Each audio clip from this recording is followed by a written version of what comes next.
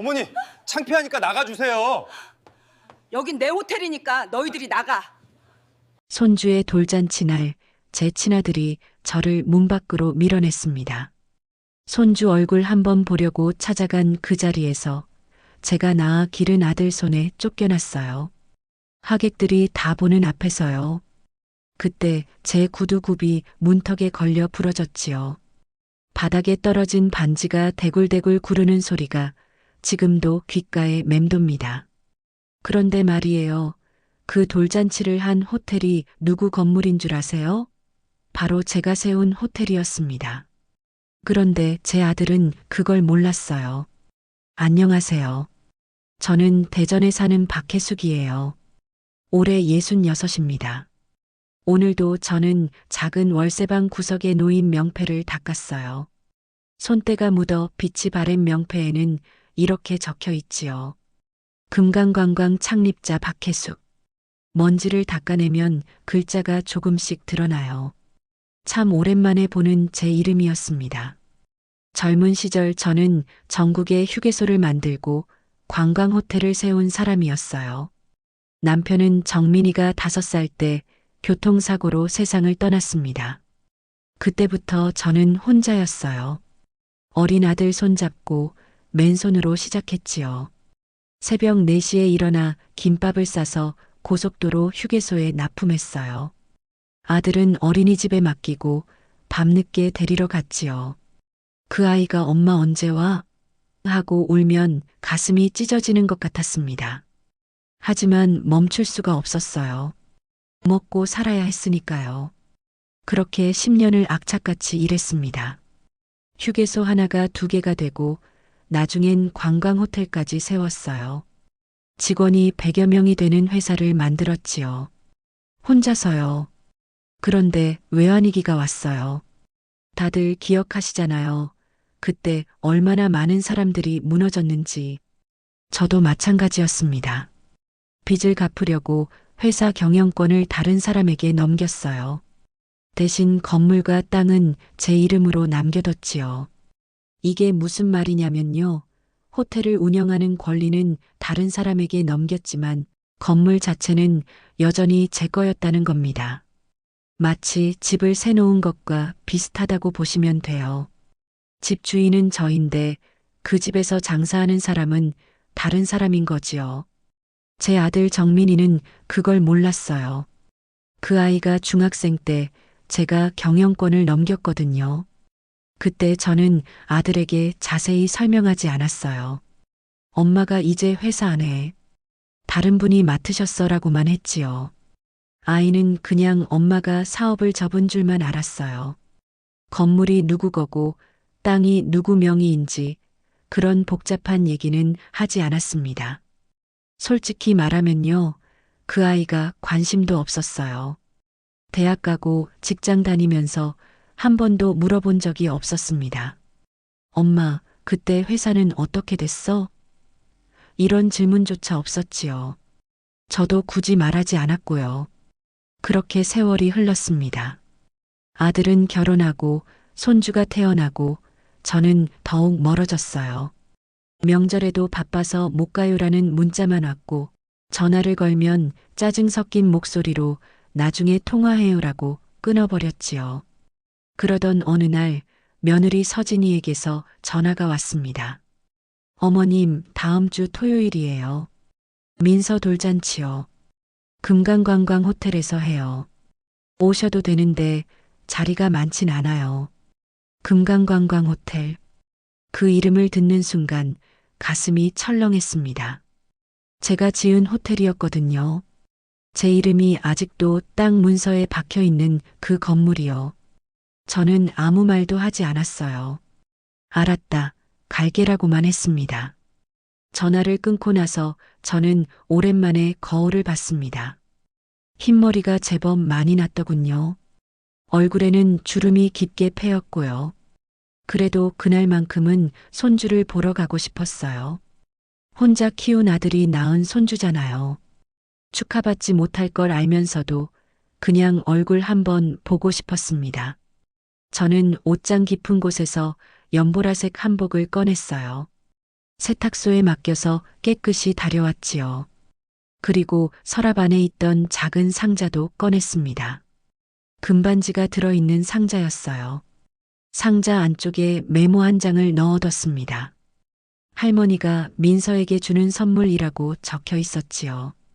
반지를 닦으면서 생각했어요.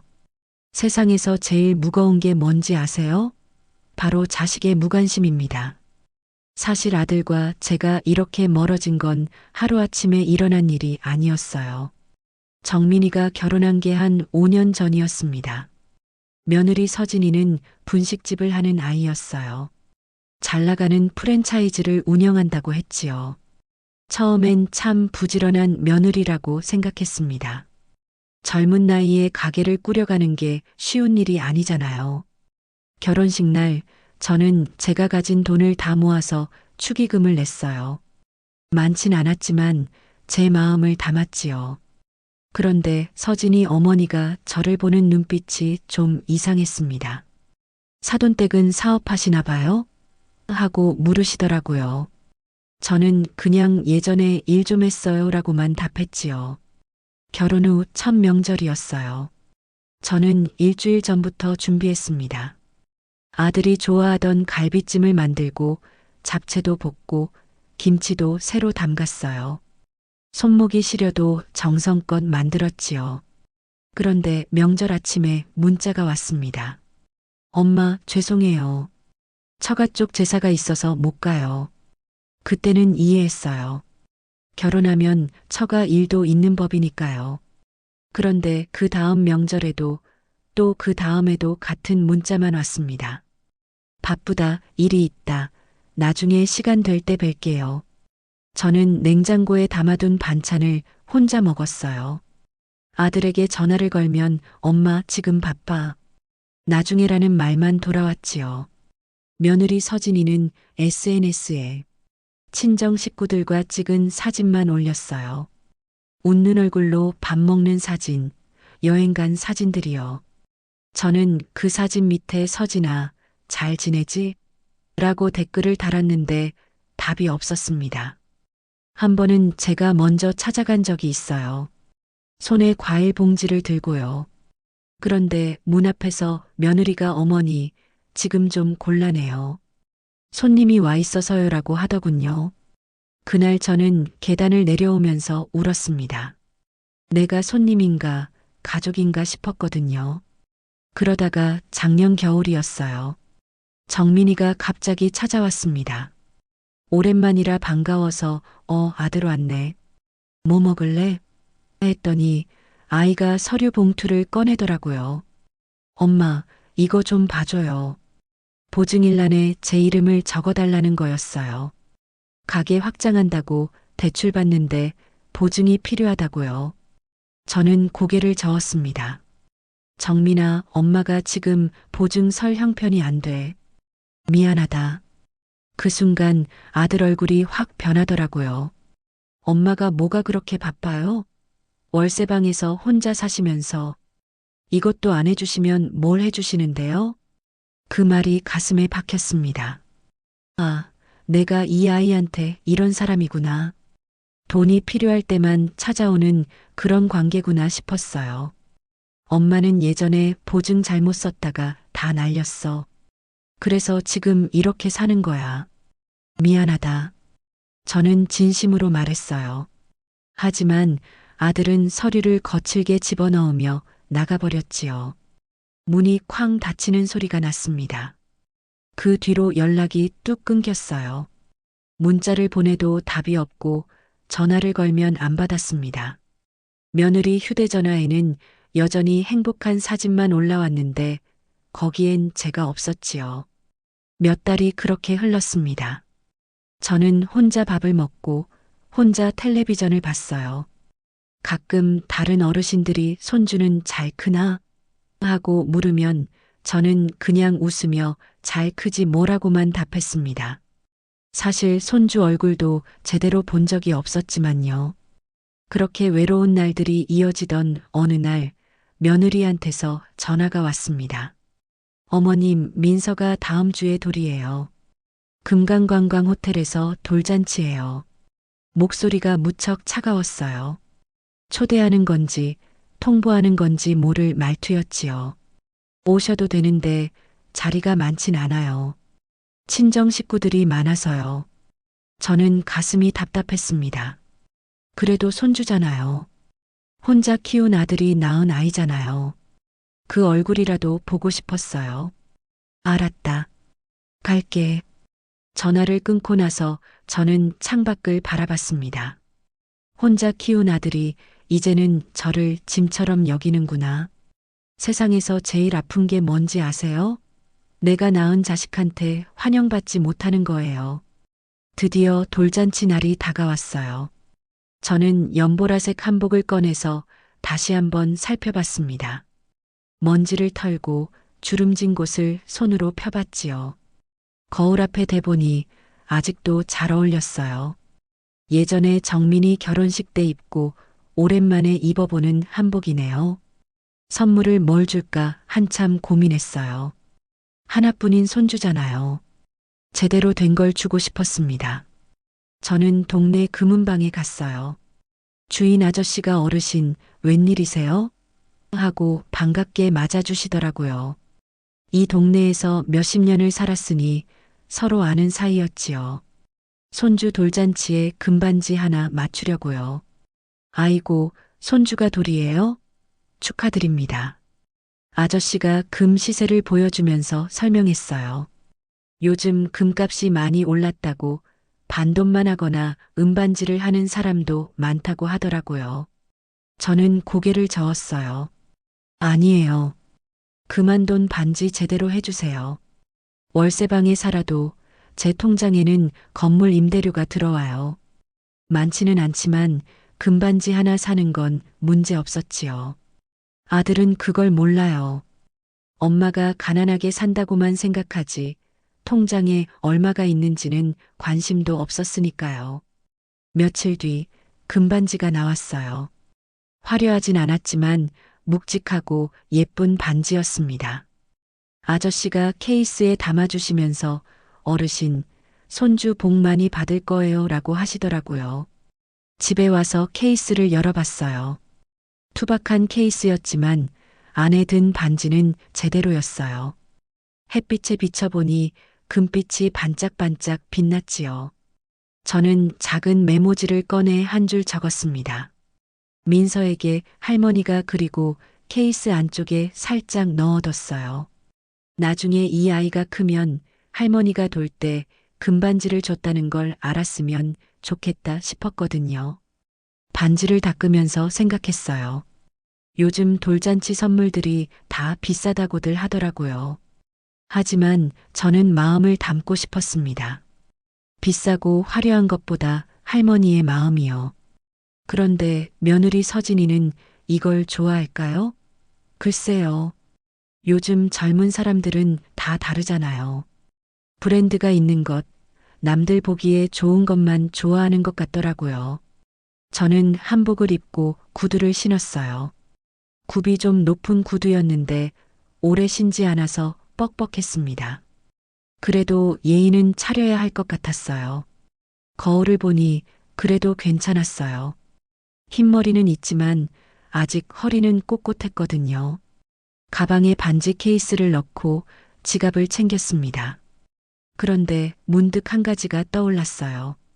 금강관광호텔. 제가 지은 그 건물 말이에요. 저는 서랍 깊숙한 곳에서 오래된 서류 봉투를 꺼냈습니다. 거기엔 건물 약관이 들어 있었어요. 제가 경영권을 넘길 때 꼭 넣어달라고 한 조항이 있거든요. 안전규정 위반 시 즉시 사용 중지. 이게 무슨 말이냐면요. 호텔에서 행사를 할 때 비상구를 막는다든지 안전에 문제가 생기면 건물 주인이 즉시 멈출 수 있다는 거예요. 왜 이런 조항을 넣었냐고요? 제가 호텔을 지을 때 있었던 일이에요. 어느 웨딩홀에서 불이 났는데 비상구가 다 막혀 있어서 사람들이 제대로 못 나갔다는 뉴스를 봤거든요. 그때 정말 가슴이 아팠어요. 그래서 다짐했지요. 내 건물만큼은 절대 그러면 안 된다. 사람 목숨이 제일 중요하다. 그래서 약관에 넣었어요. 안전이 제일이다. 안전 규정을 어기면 즉시 멈춘다. 이게 제 원칙이었습니다. 서류를 보면서 생각했어요. 혹시 몰라. 혹시 행사장에서 뭔가 문제가 있을지도 모르잖아요. 다들 그런 적 있으시죠?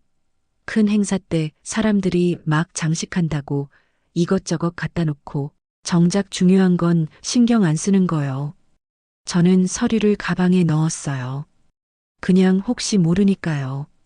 그리고 오랜 동료였던 이종택 전무 전화번호를 확인했습니다.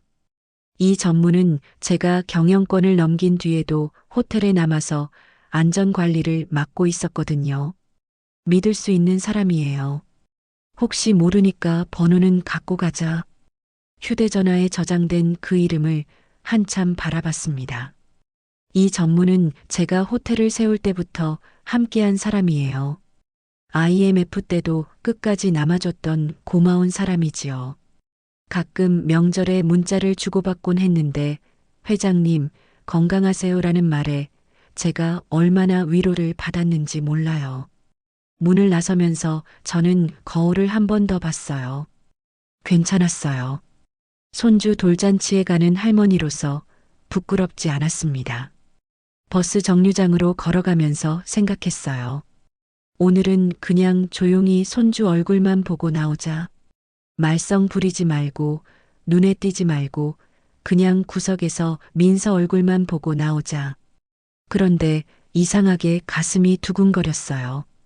왜 그런 거 있잖아요. 뭔가 큰일이 생길 것 같은 느낌? 그런 예감이 들더라고요. 버스에 올라타면서 가방 속 반지 케이스를 한 번 더 만져봤습니다. 투박한 케이스였지만 안에는 제대로 된 금반지가 들어 있었어요. 할머니의 마음이 가득 담긴 선물이요. 호텔까지는 1시간쯤 걸렸습니다. 창밖 풍경을 보면서 생각했어요. 저 건물을 지을 때가 엊그제 같은데 벌써 이렇게 세월이 흘렀네요. 버스에서 내려서 걸어가는데 저 멀리 큰 글씨로 반짝이는 간판이 보였어요. 금강관광 호텔이라고 적힌 그 간판이었지요. 발걸음이 멈춰졌습니다. 한참을 그 자리에 서서 바라봤어요. 제가 30년 전 맨손으로 시작해서 벽돌 하나하나 쌓아 올린 그 건물이었거든요. 그런데 많이 달라져 있었어요. 외벽이 새로 칠해져 있고 유리창도 새 걸로 바뀌었더라고요. 입구도 훨씬 세련되게 바뀌었고요. 리모델링을 여러 번 했나 봐요. 제가 처음 지었을 때보다 훨씬 현대적이고 멋있어 보였습니다. 그래도 뼈대는 그대로였어요. 건물의 구조, 층수, 전체적인 모양은 제가 설계한 그대로였지요. 겉모습은 달라졌어도 속은 여전히 제가 만든 건물이라는 걸 알 수 있었어요. 마음이 복잡했습니다. 반갑기도 하고 낯설기도 하고요. 마치 오랜만에 만난 자식 같았어요. 많이 자라서 모습은 달라졌지만 그래도 내가 낳은 자식인 걸 알 수 있는 것처럼요. 그때가 생각났어요. 설계도를 펼쳐놓고 밤새 고민하던 날들 말이에요. 여기는 창문을 크게, 여기는 비상구를 넓게 해야 한다고 직원들한테 말하면서요. 사람들이 편하고 안전하게 머물 수 있는 곳을 만들고 싶었거든요. 공사장에서 인부들과 함께 도시락을 먹던 기억도 나요. 손에 흙이 묻고 옷이 더러워져도 행복했었지요. 정민이가 어렸을 때는 주말마다 데리고 와서 엄마가 이 건물 짓는 거야. 나중에 크면 내가 물려받을 거야 라고 했었는데 그 아이는 지금 이 건물이 엄마가 지은 건지도 모른 채 한 아이의 아빠가 되어 돌잔치를 하고 있는 거예요. 호텔 정문으로 들어섰어요. 로비는 완전히 새 단장을 했더라고요. 예전에 제가 만들었을 때와는 전혀 다른 모습이었어요. 세련된 조명에 현대적인 가구, 깔끔한 인테리어로 바뀌어 있었지요. 요즘 젊은 사람들 취향에 맞게 바꾼 모양이었어요. 하지만 위치는 그대로였어요. 저기 분수대가 있던 자리에 여전히 분수대가 있었고 대리석 바닥도 제가 고른 그 대리석이었어요. 오래되어서 광택은 좀 바랬지만요. 저는 천천히 로비를 걸으면서 물소리를 들었어요. 분수대에서 물이 졸졸 흐르는 그 소리를 들으니 마음이 좀 편해지더라고요. 안내 데스크에 젊은 직원이 서 있길래 다가가서 2층 연회장 가는 길 좀 알려주세요라고 했습니다. 그 직원이 웃으며 돌잔치 오셨어요? 저쪽 계단으로 올라가시면 됩니다라고 친절하게 알려주더라고요. 그 직원은 저를 그냥 평범한 할머니로 봤을 거예요. 한복 입고 선물 들고 온 손님 중 한 명이라고만 생각했겠지요. 설마 이 사람이 이 건물을 처음 세운 사람인 줄은 꿈에도 모를 겁니다. 저는 고개를 끄덕이고 계단 쪽으로 걸어갔어요. 계단도 새로 만들었더라고요. 예전엔 나무 난간이었는데 지금은 반짝이는 금속 난간이 달려 있었어요. 하지만 계단을 오르는 발걸음은 익숙했어요. 몇 계단인지 중간에 창문이 어디 있는지 다 기억나더라고요. 몸이 기억하는 거예요. 수백 번도 넘게 오르내렸던 계단이었으니까요. 계단을 오르다가 문득 멈춰섰습니다. 벽에 비상구 표시가 보이더라고요. 초록색 불빛이 켜져 있는 비상구 안내판이 예전에 제가 설치하라고 지시했던 그 위치 그대로 있었어요. 다들 잘 모르시는데요. 건물에서 제일 중요한 게 비상구예요. 불이 나거나 위험한 일이 생기면 사람들이 나가는 길이니까 비상구는 절대 막으면 안 되거든요. 저는 머릿속으로 2층 연회장의 비상구 위치를 그려봤어요. 비상구가 3군데 있을 거예요. 제가 설계할 때 일부러 여러 개 만들었었거든요. 혹시 모를 상황에 대비해서요. 2층에 올라가니 복도가 나왔어요. 복도도 새로 꾸며져 있었지만 길이와 구조는 똑같았지요. 연회장 쪽에서 음악 소리가 들렸습니다. 벌써 사람들이 많이 온 모양이었어요. 문 앞에 도착했는데 입구에 커다란 풍선 장식과 꽃 장식이 있었어요. 민서 첫돌 축하합니다라는 현수막도 걸려 있었고요. 그런데 이상한 게 보였어요. 저 풍선 장식 뒤쪽 위치가 어디였더라? 생각해보니 비상구 방향이었어요. 혹시 비상구를 가린 건 아닐까 싶어서 순간 가슴이 철렁했습니다. 하지만 확실히 알 수는 없었어요. 안에 들어가 봐야 알 수 있는 일이었지요. 가방 속 반지 케이스를 한번 만져봤어요. 투박한 케이스지만 안에는 제대로 된 금반지가 들어 있었어요. 할머니의 마음이 담긴 선물이었지요. 저는 심호흡을 한번 하고 문을 열었어요. 그 순간 화려한 불빛과 시끄러운 음악이 확 쏟아져 나왔습니다. 연회장 안도 완전히 달라져 있었어요. 예전에는 샹들리에가 달려 있었는데 지금은 현대식 조명이 달려 있었고요. 벽지도 바뀌었고 무대도 새로 만들었더라고요.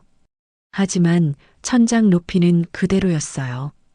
기둥 위치도 창문 위치도 그대로였지요. 겉은 달라졌어도 뼈대는 제가 만든 그대로였습니다. 사람들로 가득했어요. 둥근 테이블이 여러 개 놓여 있고 사람들은 옷을 멋지게 차려입고 앉아서 자기들끼리 떠들고 웃고 있었지요. 무대에는 분홍색 커튼이 드리워져 있고 영어로 해피 벌스데이라는 글씨가 반짝이고 있었어요. 저는 천천히 안으로 들어갔는데 아무도 저를 안 봐요. 다들 자기들끼리 떠들고 휴대전화로 사진 찍고 그러더라고요. 구석에 안내하는 사람이 있길래 다가가서 저는 민서 친할머니인데요 라고 했어요. 그 사람이 명단을 보더니 고개를 갸우뚱하면서 아, 여기 계시네요. 저쪽 구석 자리세요 라고 하면서 기둥 뒤쪽 어두운 구석을 가리키더라고요. 무대도 잘 안 보이는 자리였어요. 왜 그런 거 있잖아요. 결혼식이나 돌잔치 가면 자리 배치만 봐도 알 수 있어요. 중요한 사람은 앞쪽에, 그냥 형식상 부른 사람은 뒤쪽에 앉히잖아요. 저는 그냥 형식상 부른 사람이었던 거예요. 그래도 참았어요. 오늘은 참아야 하는 날이니까요. 자리로 걸어가면서 주위를 둘러봤어요. 그리고 눈에 들어온 게 있었어요. 무대 장식 말이에요. 커다란 꽃 장식과 풍선들이 무대 뒤쪽까지 가득했는데 바로 그 위치가 비상구였어요. 비상구 표시등이 장식 때문에 가려져서 안 보이는 거예요. 리모델링을 해도 비상구 위치는 그대로인데 누군가 그걸 막아버린 거지요. 가슴이 쿵 내려앉았습니다. 역시 그랬구나. 예쁘게 꾸민다고, 사진 잘 나온다고 안전 규정을 무시해버린 거예요. 제자리에 앉으면서 생각했어요. 어쩌지? 말을 해야 하나? 그런데 누가 들어주겠어요. 구석에 앉은 늙은 시어머니 말을요. 테이블에는 이미 선물 몇 개가 놓여 있었어요. 반짝이는 포장지로 싼 큰 상자들이었지요. 저는 가방에서 투박한 케이스를 꺼냈어요. 다른 선물들에 비하면 초라해 보였지만 안에는 제대로 된 금반지가 들어 있었어요. 그때 저 앞쪽에서 웃음소리가 들렸어요. 아들 정민이가 사람들과 악수하고 있었고 며느리 서진이는 예쁜 옷을 입고 사진을 찍고 있었어요. 그리고 유모차에 작은 아기가 앉아 있었는데 제 손주 민서였습니다. 처음 보는 얼굴이었어요. 통통하고 귀여운 아기였지요. 눈물이 핑 돌았어요. 손녀 얼굴을 오늘 처음 보는 할머니라니요. 제가 직접 지은 이 건물에서 구석자리에 앉아서 말이에요. 이게 맞나 싶었습니다. 행사가 시작됐어요. 사회자가 마이크를 잡고 큰 소리로 말했습니다. 여러분, 오늘 우리 민서의 첫 돌을 축하하러 와주셔서 감사합니다. 사람들이 박수를 쳤어요. 조명이 무대를 비추고 음악이 흘러나왔지요. 화려했어요. 정말 화려했습니다. 제가 젊었을 때 정민이 돌잔치 할 때랑은 비교도 안 되게 화려하더라고요. 며느리 서진이가 민서를 안고 무대에 올라갔어요. 아기는 예쁜 분홍색 한복을 입고 있었고 서진이는 활짝 웃으면서 손을 흔들었지요. 사람들이 일제히 휴대전화를 들고 사진을 찍기 시작했어요.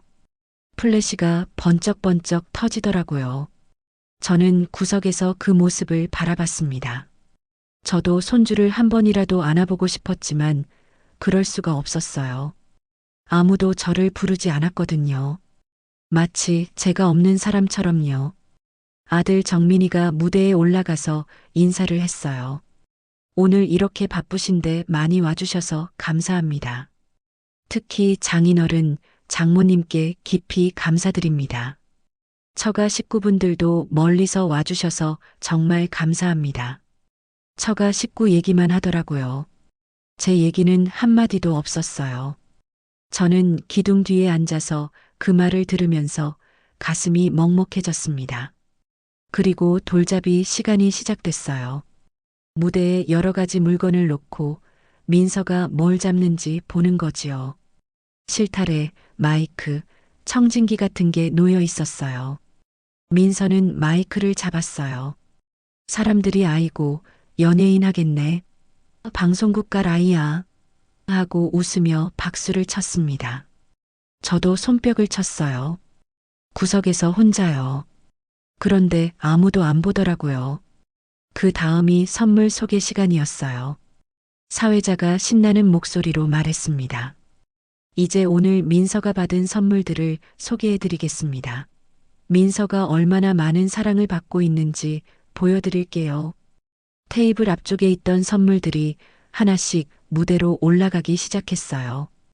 큰 상자들, 예쁜 포장지로 쌓인 것들, 반짝이는 리본이 달린 선물들이었어요.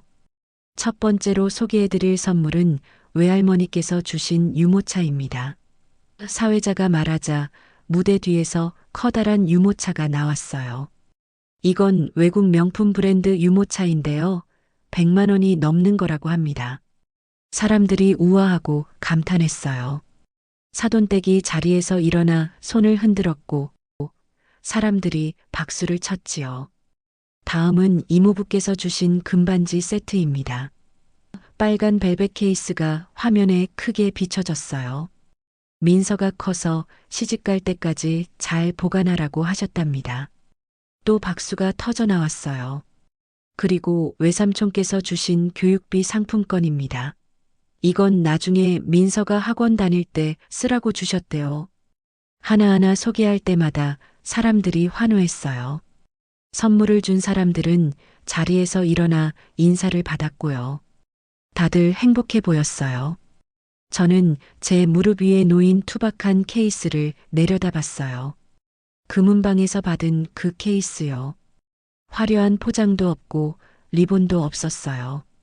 그냥 간단한 종이 케이스였지요. 그때 사회자가 말했어요. 자, 이제 마지막 선물 몇 개가 남았는데요. 테이블에서 직원이 선물들을 가져갔어요. 제 케이스도 다른 선물들과 함께 무대로 올라갔지요. 직원이 다른 선물들을 먼저 소개했어요.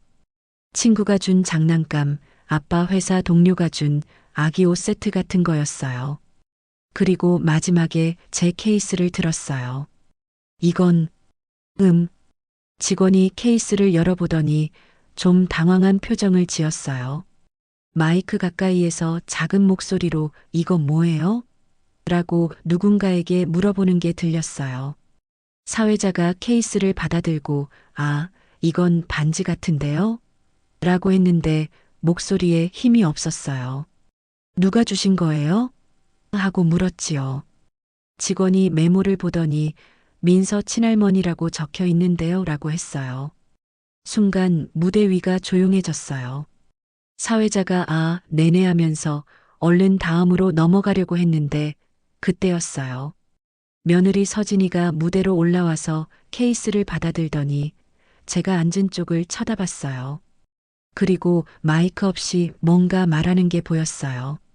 표정이 안 좋았어요. 아들 정민이도 일어나서 저를 보더라고요.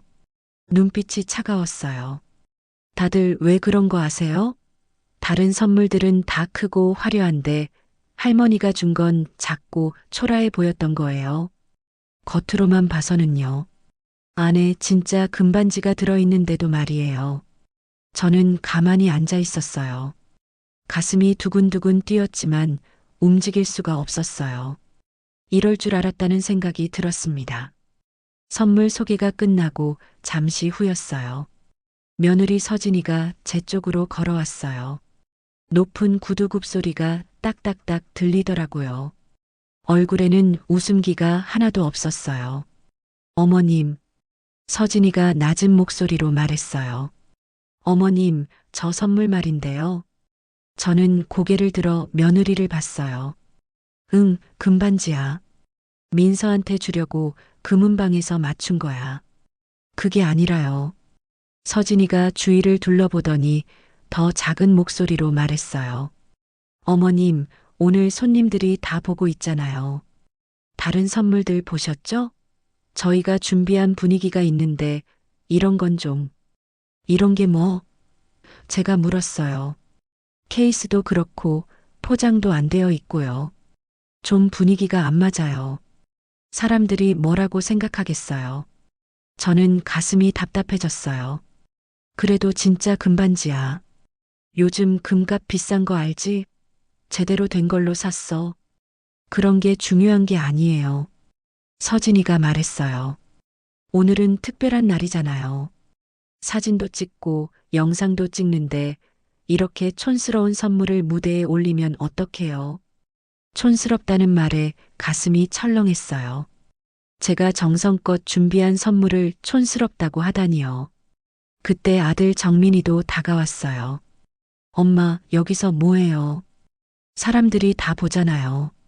정민아, 나는 그냥 민서돌이라 손주한테 금반지 하나 주려고 했을 뿐이야. 엄마도 참. 정민이가 한숨을 쉬었어요.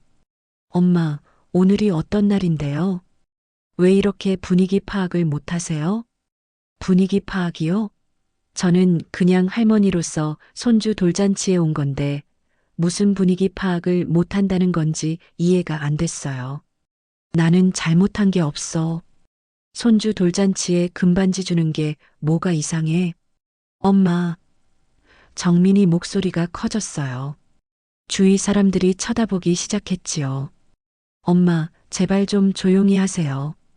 사람들 다 보잖아요. 서진이가 정민이 팔을 잡으며 말했어요. 여보, 차라리 어머님 먼저 보내드리는 게 어때요?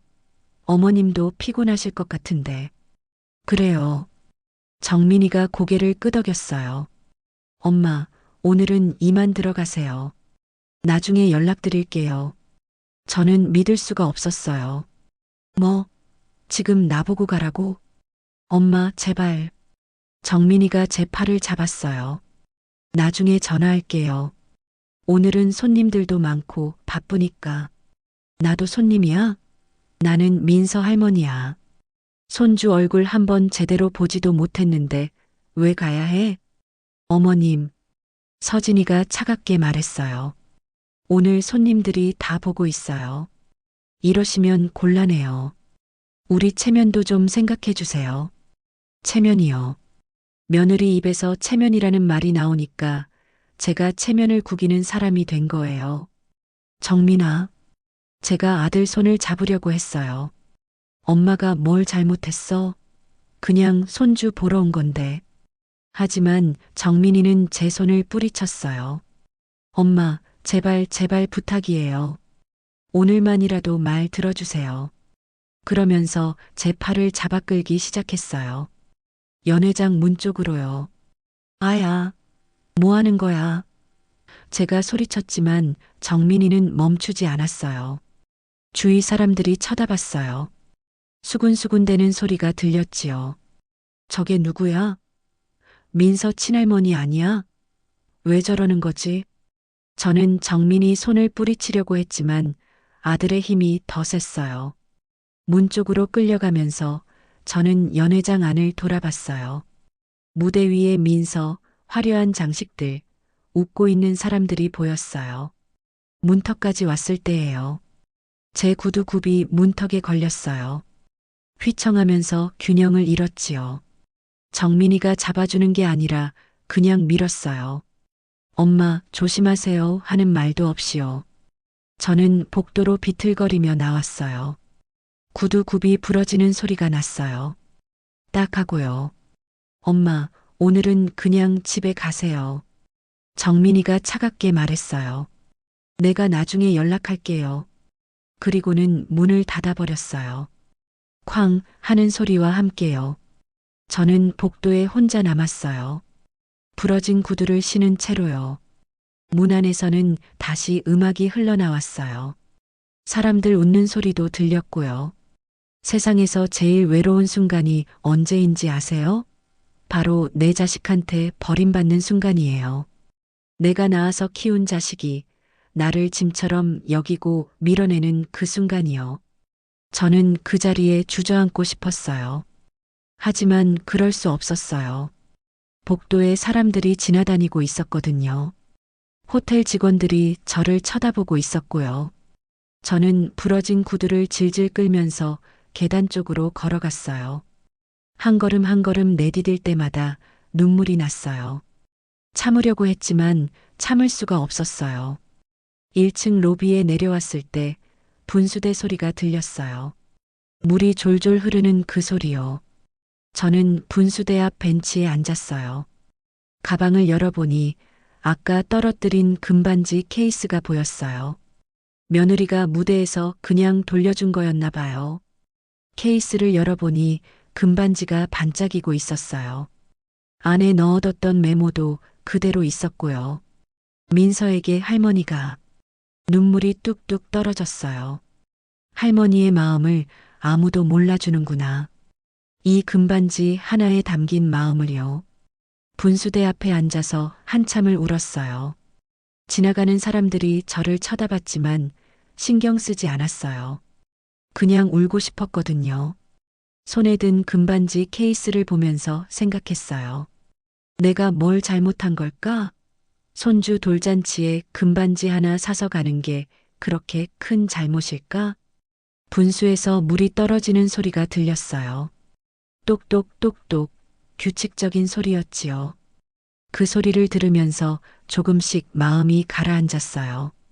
그런데 문득 한 가지가 떠올랐어요. 비상구요. 아까 연회장에서 본 그 비상구 말이에요. 꽃 장식과 풍선으로 완전히 가려져 있던 그 비상구요. 저는 가방에서 서류를 꺼냈어요. 아까 집에서 가져온 건물 약관이었어요. 종이가 오래되어서 누렇게 변색되어 있었지만 글씨는 또렷했지요. 안전규정 위반 시 건물 소유주는 즉시 사용을 중지할 수 있다. 이 문장을 읽으면서 생각했어요. 내가 할 수 있는 게 있구나. 내가 그냥 쫓겨난 늙은 시어머니가 아니라 이 건물 주인이구나.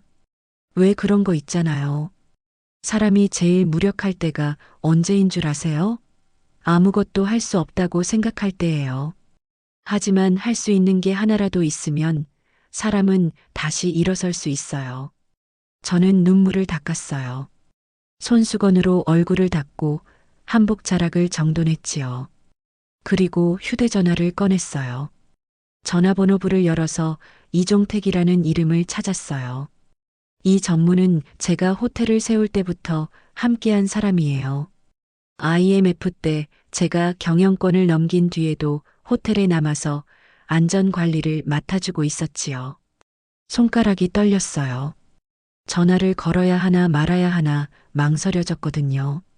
이렇게 하면 아들이 더 화를 낼 거예요. 며느리도 저를 더 미워할 거고요. 그런데 이대로 그냥 집에 가야 하나? 모욕당한 채로요? 저는 심호흡을 했어요. 그리고 통화 버튼을 눌렀습니다. 신호음이 울렸어요. 한 번, 두 번, 세 번. 그리고 전화가 연결됐어요. 여보세요? 이 전무의 목소리가 들렸어요. 이 전무 나야. 박혜숙이야. 아, 회장님. 이 전무가 반가운 목소리로 말했어요. 오랜만이세요. 어쩐 일이세요? 저는 잠시 말을 멈췄어요. 정말 이렇게 해도 되는 걸까? 하지만 비상구가 막힌 건 사실이에요. 안전규정을 어긴 것도 사실이고요. 이 전무, 지금 어디야? 저는 사무실에 있습니다. 무슨 일이세요?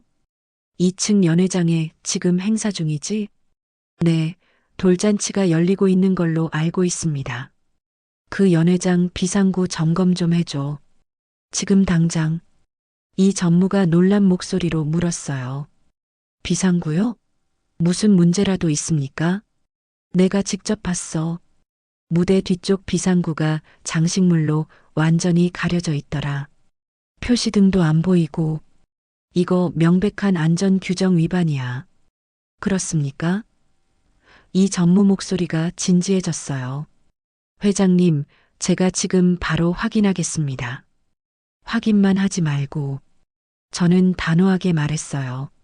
문제가 있으면 즉시 행사 중단시켜. 약관에 있는 거 알지? 안전규정 위반하면 즉시 사용 중지야. 전화 너머로 이 전무가 숨쉬는 소리가 들렸어요. 회장님, 그런데 행사를 중단시키면 민원이 많이 들어올 텐데요. 상관없어. 제가 말했어요. 사람 목숨이 먼저야. 비상구 막아놓고 행사하는 건 안 돼. 만약에 불이라도 나면 어떡하려고 그래? 알겠습니다, 회장님. 이 전무가 대답했어요. 제가 지금 바로 올라가서 확인하겠습니다. 문제가 있으면 바로 조치하겠습니다. 그래, 부탁해. 전화를 끊으면서 손이 떨렸어요. 제가 지금 뭘 한 거죠?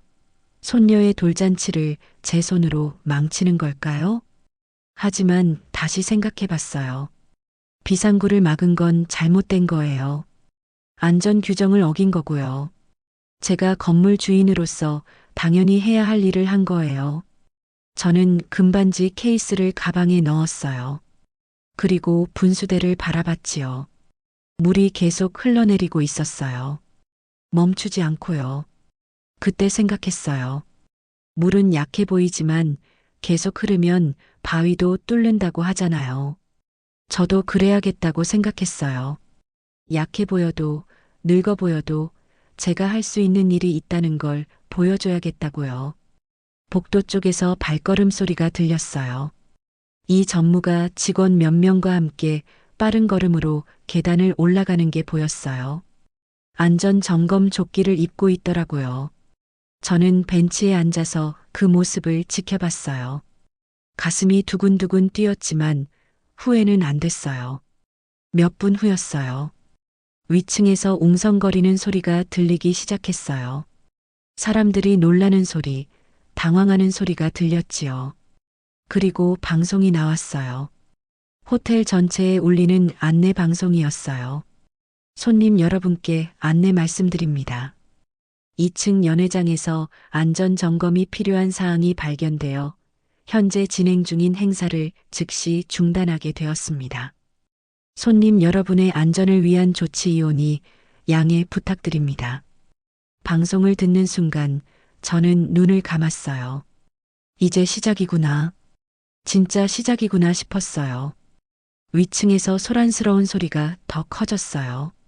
사람들이 연회장 밖으로 나오는 소리, 항의하는 소리, 아이 우는 소리가 들렸지요. 저는 그대로 분수대 앞 벤치에 앉아 있었어요. 부러진 구두를 신은 채로요. 손에는 아무도 받아주지 않았던 금반지 케이스를 들고요. 그런데 이상했어요. 눈물이 안 나더라고요. 오히려 마음이 차분해졌어요. 제가 뭔가 할 수 있다는 것, 그냥 당하고만 있는 게 아니라 제 목소리를 낼 수 있다는 것, 그게 저를 다시 살아있게 만들었어요. 다들 그런 적 있으시죠? 억울한 일 당했을 때 아무것도 못하고 그냥 참아야만 할 때요. 그럴 때 제일 힘든 게 뭔지 아세요? 내가 할 수 있는 게 아무것도 없다는 무력감이에요. 하지만 지금 저는 무력하지 않았어요. 계단에서 발소리가 요란하게 들렸어요. 사람들이 우르르 내려오고 있었어요. 그 중에 아들과 며느리 목소리도 들렸지요. 저는 고개를 숙였어요. 그들이 저를 못 보도록요. 아직은요. 2층에서 내려오는 사람들 소리가 점점 가까워졌어요. 화난 목소리들, 당황한 목소리들이 섞여 있었지요. 아니, 갑자기 왜 이러는 거예요? 돌잔치 중간에 끊기면 어떡해요? 대관료는 환불되는 거예요? 저는 분수대 앞 벤치에 그대로 앉아 있었어요. 사람들이 로비로 쏟아져 나왔거든요. 한복 입은 사람들, 정장 입은 사람들이 웅성웅성 모여서 직원들한테 항의하고 있었어요. 그때 며느리 서진이 목소리가 들렸어요. 말도 안 돼요. 지금 무슨 짓이에요? 우리 아기 돌잔치인데. 서진이가 안내 데스크 직원한테 소리치고 있었어요. 얼굴이 새빨개져서요. 아기 민서를 안고 있었는데 민서는 시끄러운 소리에 놀라서 울고 있었지요. 저는 민서를 바라봤어요. 가슴이 아팠어요. 하지만 동시에 생각했어요. 저 아이는 아직 1살이에요. 오늘 일을 기억하지 못할 거예요. 돌잔치가 중단됐다는 것도 할머니가 무슨 일을 했는지도 몰라요. 나중에 크면 그때 제대로 된 할머니가 되어줄 수 있어요. 아들 정민이도 옆에서 화난 목소리로 말했어요. 책임자 누구예요? 당장 나오라고 하세요. 이게 말이 돼요? 한창 행사 중인데 갑자기 중단이라니. 저는 그 목소리를 듣고 있었어요. 아까 저를 밀어낸 그 목소리요. 엄마, 그만해요. 제발 하면서 문 밖으로 밀어냈던 그 목소리요. 그래서 더 이상 미안하지 않았어요. 나를 먼저 가족으로 여기지 않은 건 너희였어. 나를 먼저 무시한 건 너희였어. 그렇다면 나도 더 이상 너희를 위해 참을 이유가 없어요. 직원이 난처한 표정으로 대답했어요. 죄송합니다만 안전 점검에서 문제가 발견되어서요. 비상구가 가려져 있어서 즉시 조치해야 한다고. 비상구요? 그게 지금 중요해요? 서진이가 소리쳤어요. 오늘 손님이 100명도 넘게 왔는데 이걸 어떻게 해요? 음식은요? 케이크는요? 다 어떡하란 말이에요. 저는 분수대 물소리를 들으며 생각했어요. 비상구가 중요하지 않다고요? 사람 목숨보다 돌잔치가 더 중요하다고요? 그게 제가 키운 아들의 생각이군요. 주위에 있던 사람들도 같이 항의하기 시작했어요. 그러게요, 너무하네. 행사 시작하기 전에 점검했어야지. 하는 소리가 들렸지요. 저는 조용히 자리에서 일어났어요. 부러진 구두를 신고 서 있었지만 허리는 꼿꼿했어요. 제가 지은 건물에서 제가 만든 원칙을 지키는 건 당연한 일이었으니까요. 그때 이 전무가 계단으로 내려왔어요. 안전 점검 조끼를 입고 클립보드를 들고 있었지요. 얼굴이 단단했어요. 제가 안전관리 책임자 이종택입니다. 이 전무가 말했어요. 방금 2층 연회장을 점검한 결과 비상구 3곳 중 2곳이 완전히 가려져 있었습니다. 이는 명백한 소방법 위반이며 건물 안전 규정에도 어긋납니다. 그래서요? 정민이가 짜증 섞인 목소리로 물었어요. 그럼 장식 치우면 되잖아요. 왜 행사를 아예 중단시켜요? 규정상 즉시 사용 중지입니다. 이 전무가 단호하게 말했어요. 안전 문제는 타협할 수 없습니다. 혹시라도 화재나 사고가 발생하면 인명피해가 날 수 있습니다. 아니, 그럼 우리 보고 어떻게 하라고요? 서진이가 울먹이는 목소리로 소리쳤어요. 손님들 다 왔는데, 음식도 다 준비했는데, 이거 누가 책임질 거예요? 저는 그 모습을 보면서 생각했어요. 책임이요? 비상구를 막은 사람이 책임져야죠. 안전 규정을 무시한 사람이 책임져야죠. 저는 제 원칙대로 한 것뿐이에요. 대관료는 전액 환불해드리겠습니다. 이 전무가 차분하게 말했어요. 그리고 업체 비용도 호텔에서 보상해드리겠습니다.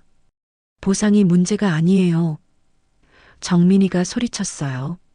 오늘 우리 딸 돌이에요. 한평생에 한 번뿐인 날이라고요. 한평생에 한 번뿐이라고요? 저는 속으로 쓴웃음을 지었어요.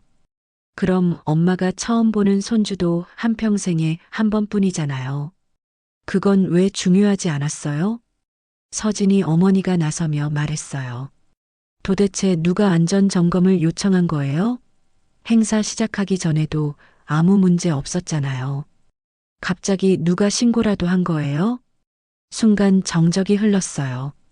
이 전무가 잠시 말을 멈췄어요. 그리고 천천히 입을 열었지요. 건물 소유주께서 직접 요청하셨습니다. 건물 소유주요? 정민이가 당황한 표정으로 물었어요. 건물 주인이 누군데요? 저는 분수대에서 걸어 나왔어요. 사람들이 저를 쳐다봤지요. 구석에 있던 늙은 시어머니가 왜 나오냐는 표정들이었어요. 이 전무가 저를 보고 고개를 숙였어요. 회장님, 회장님이라는 말에 사람들이 웅성거렸어요. 정민이와 서진이는 저를 멍하니 쳐다봤고요. 저는 그들 앞으로 걸어갔어요. 부러진 구두를 신고 절뚝거리면서요. 하지만 멈추지 않았어요. 건물 주인은 나야. 제가 말했어요. 목소리는 조용했지만 확고했어요. 금강관광 호텔은 내가 30년 전에 직접 지은 건물이고 지금도 내 이름으로 등기되어 있어. 정민이 얼굴이 하얗게 질렸어요. 엄마, 무슨 소리예요? 내가 중학생 때 IMF 왔을 때 기억나니? 제가 말했어요. 엄마가 회사 경영권을 넘겼다고 했지. 하지만 건물과 땅은 내 이름으로 남겼어.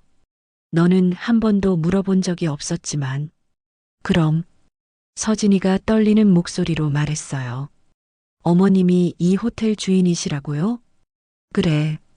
제가 고개를 끄덕였어요. 그리고 오늘 안전 점검을 요청한 것도 나야. 비상구가 막힌 걸 직접 봤거든. 내가 만든 건물에서 안전 규정을 어기는 건 용납할 수 없어. 하지만 어머님, 서진이가 소리쳤어요. 오늘 민서 돌잔치였잖아요. 손주 돌잔치를 어머님이 망치시는 거예요? 저는 서진이를 똑바로 쳐다봤어요. 손주? 아까 나한테 뭐라고 했지? 분위기 안 맞는다고, 촌스럽다고, 나보고 가라고 하지 않았어? 그건 서진이가 말을 잇지 못했어요. 너희가 먼저 날 무시했어. 제가 단호하게 말했어요. 구석자리에 앉히고 선물은 무시하고 급기야 문 밖으로 밀어냈잖아. 그러면서 이제 와서 손주 얘기를 해? 내가 왜 너희를 위해 원칙을 굽혀야 해? 정민이가 떨리는 목소리로 말했어요. 엄마, 저희가 잘못했어요. 하지만 민서는 아무 잘못이 없잖아요. 민서는 아직 1살이야. 제가 말했어요. 오늘 일을 기억하지도 못해. 하지만 나는 평생 기억할 거야. 내 아들이 날 밀어낸 것, 며느리가 내 선물을 무시한 것, 구두굽이 부러지도록 문턱에 걸린 것, 다 기억할 거야. 엄마, 더 이상 너희를 내 가족으로 생각할 수 없어. 제가 말했어요. 눈물은 나지 않았어요. 이미 다 울었으니까요. 너희가 먼저 날 가족으로 여기지 않았어. 그렇다면 나도 더 이상 너희를 위해 내 원칙을 포기할 수 없어. 안전이 먼저야. 사람 목숨이 먼저야. 그게 내가 평생 지켜온 거야. 주위 사람들이 조용해졌어요. 다들 숨죽이고 저를 쳐다봤지요. 민서는 아직 어려. 제가 계속 말했어요. 나중에 크면 그때 제대로 된 할머니가 되어줄 거야. 하지만 너희한테는 더 이상 뭘 해줄 수 없어. 저는 이 전무를 돌아봤어요. 이 전무 절차대로 진행해줘. 대관료 환불하고 업체 보상하고 다 처리해. 알겠습니다, 회장님. 이 전무가 고개를 숙였어요. 저는 정민이와 서진이를 마지막으로 쳐다봤어요. 오늘 일은 너희 스스로 만든 거야. 내가 먼저 무시한 게 아니야. 생각해봐. 그리고 돌아섰어요. 로비를 가로질러 걸어갔지요. 아무도 막지 않았어요. 사람들이 길을 비켜줬어요. 뒤에서 정민이 목소리가 들렸어요. 엄마, 엄마. 하지만 저는 돌아보지 않았어요. 할 말은 다 했으니까요. 호텔 로비를 가로질러 걸어 나왔어요. 자동문이 열리면서 밖에 차가운 공기가 얼굴에 닿았지요. 저녁이 되어서 어두워지고 있었어요. 뒤에서 이 전무가 따라 나왔어요. 회장님, 제가 차로 모셔다 드리겠습니다. 괜찮아, 이 전무. 제가 말했어요. 버스 타고 갈게. 혼자 있고 싶어. 하지만 회장님, 구두도 부러지셨는데. 이 정도는 괜찮아. 저는 웃으며 말했어요. 이것보다 더한 일도 겪어봤어. 걱정하지 마. 이 전무가 제 손을 잡았어요. 회장님, 오늘 정말 잘하셨습니다. 당당하셨습니다. 그 말을 듣는 순간 눈물이 핑 돌았어요. 하지만 참았어요. 고마워, 이 전무. 끝까지 함께 해줘서. 앞으로 어떻게 하실 겁니까? 이 전무가 조심스럽게 물었어요. 저는 호텔 간판을 한 번 더 올려다봤어요. 금강관광 호텔. 제가 지은 그 건물이 밤하늘을 배경으로 서 있었어요. 이 건물을 어떻게 할지 생각 좀 해봐야겠어. 제가 말했어요. 계속 이렇게 남들한테 빌려주기만 할 게 아니라 뭔가 의미 있는 일에 써야 할 것 같아. 좋은 생각이십니다, 회장님. 저는 이 전무와 악수를 나눴어요. 그리고 버스 정류장을 향해 걸었지요. 부러진 구두를 신고 절뚝거리면서요. 버스 정류장에 도착해서 벤치에 앉았어요. 다리가 아팠지만 마음은 편했어요. 왜 그런 거 아세요? 해야 할 말을 다 했을 때의 그 후련함이요. 버스를 기다리는 동안 옆에 젊은 아가씨가 앉았어요. 휴대전화를 보고 있었는데 갑자기 헐하고 놀라는 소리를 냈어요. 어머, 이거 봐. 금강관광 호텔에서 돌잔치 중간에 중단됐대. 그 아가씨가 옆 친구한테 말하더라고요. 안전 점검 때문이래. 근데 여기 댓글 봐. 건물 주인이 직접 중단시켰대. 진짜? 왜? 비상구를 막아놨대. 그래서 건물 주인이 즉시 중단시켰다는데. 그런데 이거 봐. 그 건물 주인이 돌잔치 하던 집 시어머니래. 뭐? 진짜? 저는 고개를 숙이고 있었어요. 벌써 소문이 퍼지고 있었던 거예요. 요즘 젊은 사람들은 휴대전화로 금방 소식을 퍼뜨리잖아요. 여기 댓글들 봐. 다들 할머니 편이래. 돌잔치에서 시어머니를 구석에 앉히고 선물까지 무시했대. 그래서 할머니가 건물 주인 권한으로 행사 중단시킨 거래. 대박. 근데 속 시원하다. 시어머니 무시하면 안 되는 건데. 버스가 왔어요. 저는 일어나서 버스에 올라탔지요. 뒷자리에 앉아서 창밖을 봤어요. 호텔 불빛이 점점 멀어져 갔어요. 휴대전화가 계속 울렸어요. 정민이한테서 전화가 수십 통 왔지만 받지 않았어요. 문자도 계속 왔지요. 엄마, 전화 좀 받아요. 엄마, 제발 통화합시다. 엄마, 죄송해요. 제발. 저는 휴대전화를 가방에 넣었어요. 아직은 받고 싶지 않았어요. 지금은 혼자 있고 싶었거든요. 집에 도착했어요. 작은 월세방이었지만 오늘따라 더 안온하게 느껴졌어요. 한복을 벗고 편한 옷으로 갈아입었지요. 거울을 봤어요. 얼굴이 많이 지쳐 보였어요. 흰머리도 더 많아 보이고요. 하지만 눈빛만큼은 또렷했어요. 박혜숙, 너 오늘 잘했어. 거울 속 제 자신한테 말했어요. 당당했어. 부엌에 가서 물을 한 잔 마셨어요. 그리고 작은 식탁에 앉았지요. 아무것도 하고 싶지 않았어요. 그냥 조용히 앉아 있고 싶었어요. 그런데 현관문 밖에서 소리가 들렸어요. 누군가 계단을 올라오는 소리였어요. 설마 정민이가 찾아온 건 아니겠지? 초인종이 울렸어요. 한 번, 두 번. 저는 일어나서 문구멍으로 봤어요. 정민이었어요. 얼굴이 엉망이었어요. 엄마, 엄마 계시죠? 제발 문 좀 열어주세요. 정민이가 문 밖에서 소리쳤어요. 저는 문을 열지 않았어요. 그냥 서서 들었지요. 엄마, 저 정민이에요. 제발 한 번만 봬요. 제가 잘못했어요. 진심으로 사과할게요. 엄마. 정민이 목소리가 울먹이고 있었어요. 하지만 저는 문을 열지 않았어요. 엄마. 제발이요. 저 지금 회사에서 잘릴 것 같아요. 사람들이 다 알아버렸어요. 인터넷에 다 퍼졌어요. 제발 도와주세요, 엄마. 도와달라고요? 저는 쓴웃음을 지었어요. 그래, 이제 필요할 때만 엄마를 찾는구나. 엄마, 서진이도 가게 문 닫아야 할 것 같대요. 손님들이 다 안 온대요.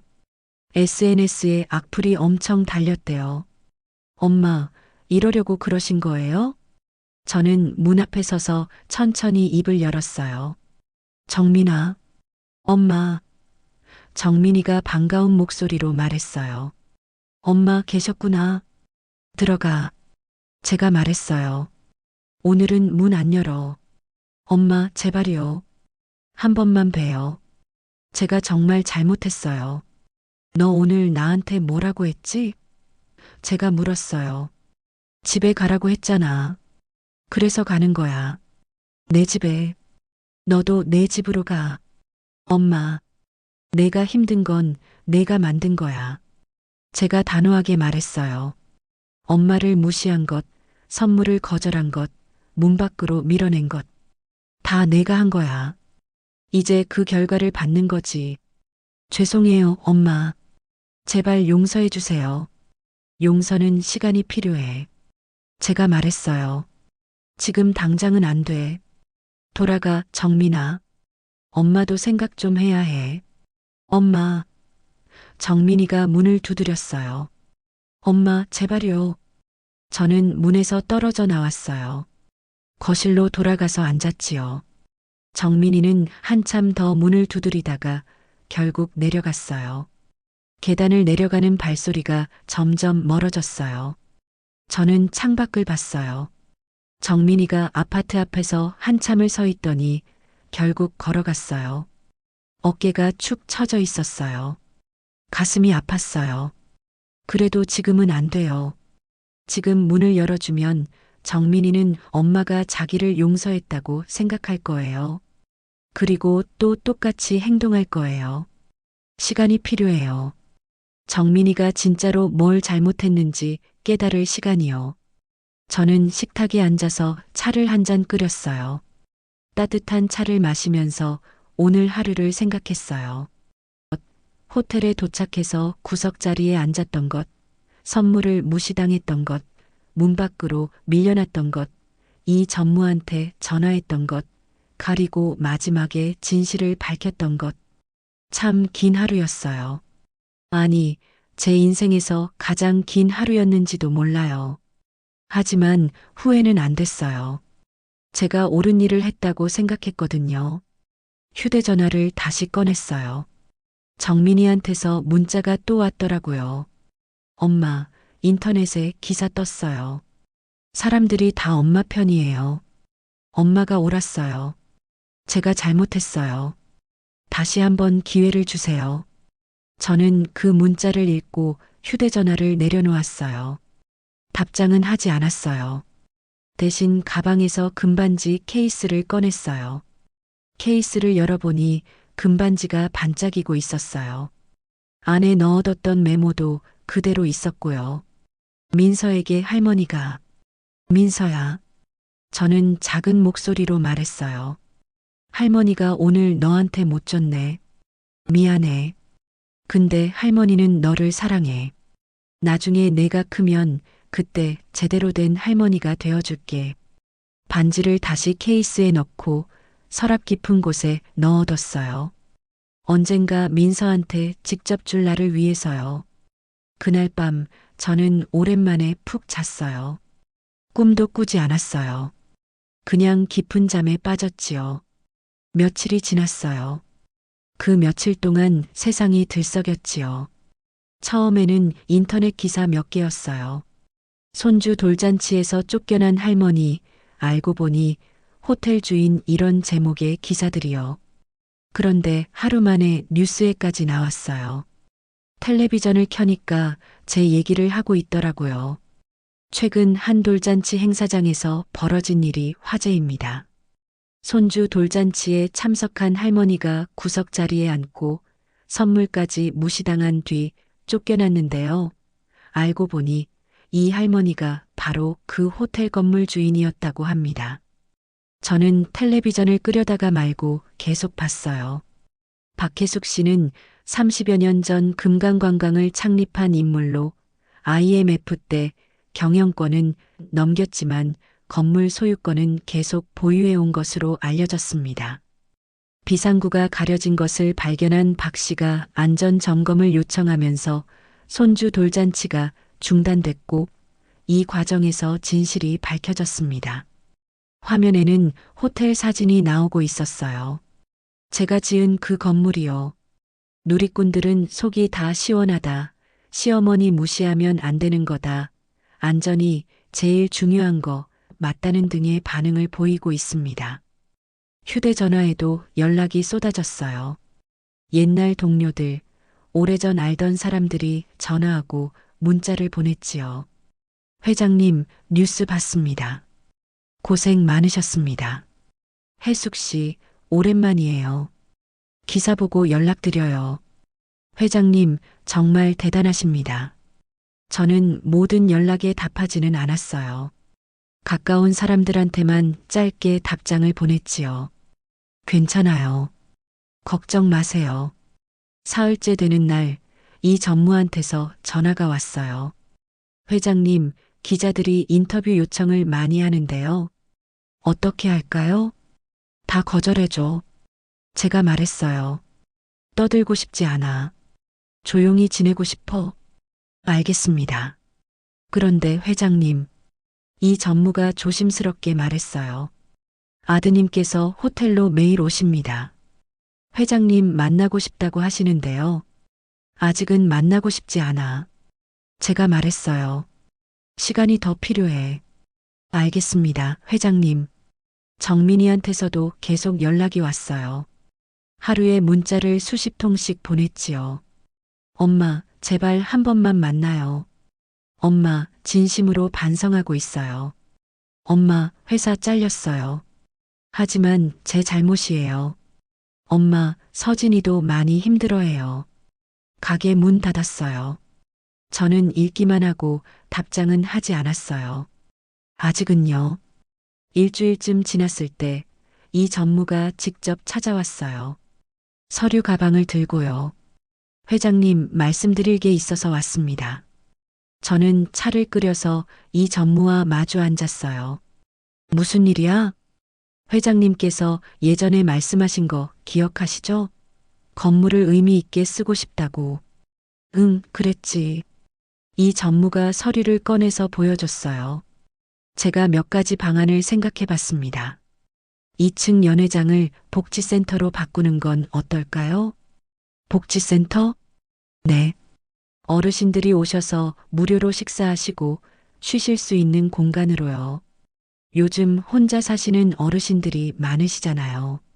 제대로 된 식사 한 끼 못 하시는 분들도 많고요. 저는 서류를 보면서 고개를 끄덕였어요.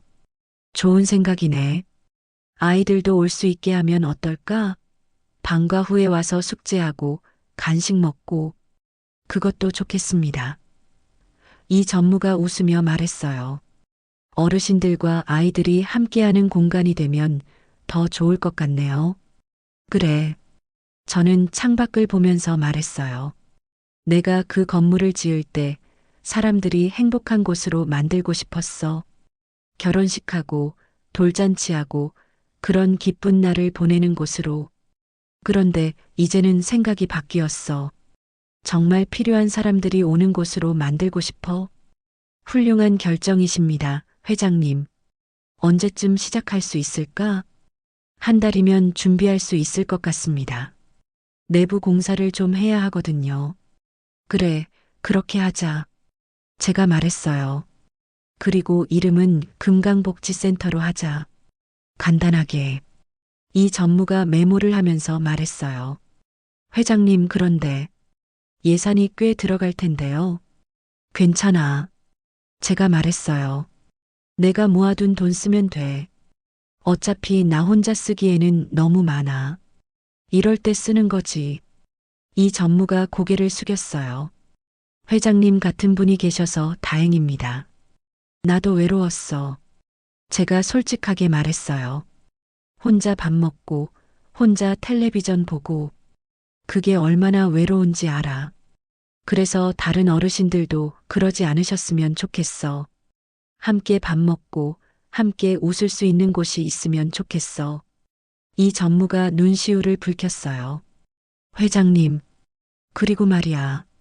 제가 계속 말했어요. 아이들도 와서 어르신들한테 옛날 얘기 들으면 좋겠어. 요즘 아이들은 할머니, 할아버지랑 같이 사는 경우가 별로 없잖아. 그래서 어른 공경하는 마음도 부족하고, 복지센터에서 그런 걸 배울 수 있으면 좋겠어. 좋은 생각이십니다. 세대 간 교류 프로그램도 만들어 보겠습니다. 이 전무가 돌아간 뒤 저는 오랜만에 밖에 나갔어요. 동네 슈퍼에 장을 보러 갔지요. 슈퍼 아주머니가 저를 보더니 환하게 웃었어요.